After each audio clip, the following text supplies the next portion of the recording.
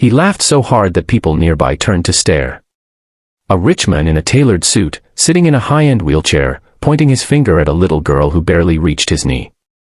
"You," he said between laughs. "I'll give you $1 million if you can cure me." The girl didn't laugh back. She didn't cry either.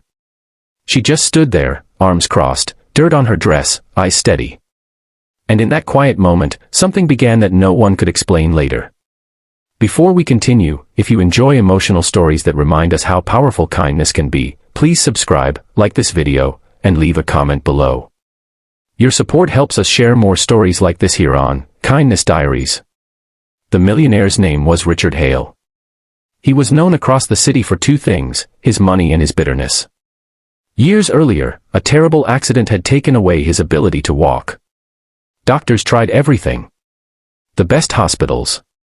The best treatments. Nothing worked.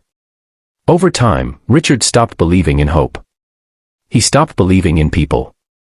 He believed only in money, because money had always worked for him before. That afternoon, he was in a public park for the first time in years. His assistant insisted fresh air might help his mood. Richard hated it. He hated the stares, the pity, and especially the children running freely on their legs. That's when he noticed her. A small girl standing alone near the path.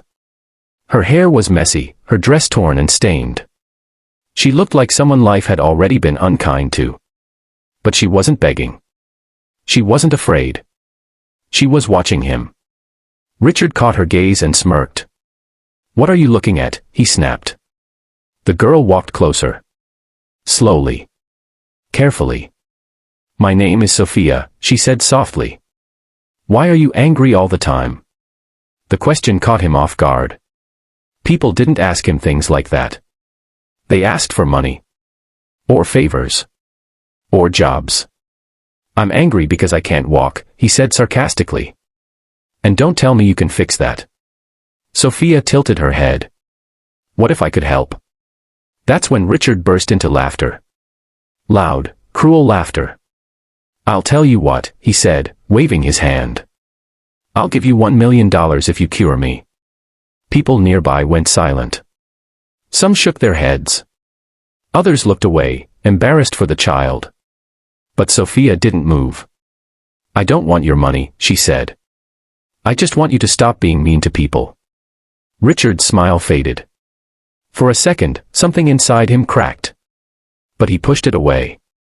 "Go home, kid," he said coldly. Sophia hesitated, then nodded. She turned. And walked away.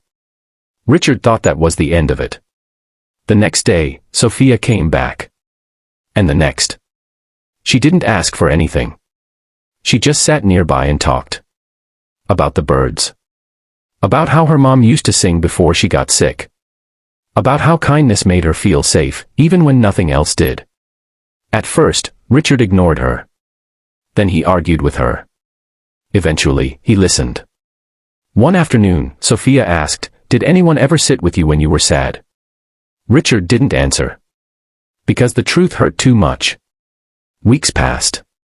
Richard started looking forward to those afternoons. Sophia made him laugh, but not in the cruel way he laughed before. In a real way. A warm way. One day, Richard noticed Sophia limping. "What happened to your leg?" he asked. She shrugged. "It hurts sometimes. But I don't complain. Complaining doesn't heal people." That night, Richard couldn't sleep. The next morning, he ordered his assistant to find Sophia. When they did, Richard learned the truth. Sophia lived in a shelter. Her mother had passed away months earlier.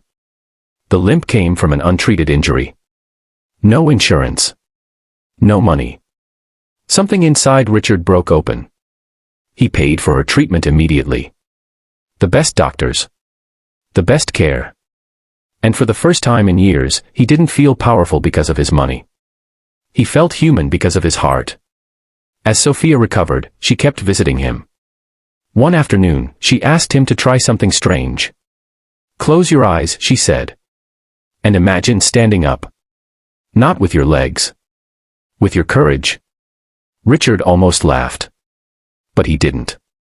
Every day after that, Sophia encouraged him to try small movements. Tiny exercises. Not because doctors said so, but because she believed in him. Months later, during a routine therapy session, something unexpected happened. Just for a second. But it was real. Doctors were stunned. They couldn't explain it fully. They said sometimes the body responds when the mind finally lets go of fear. Richard cried for the first time since his accident.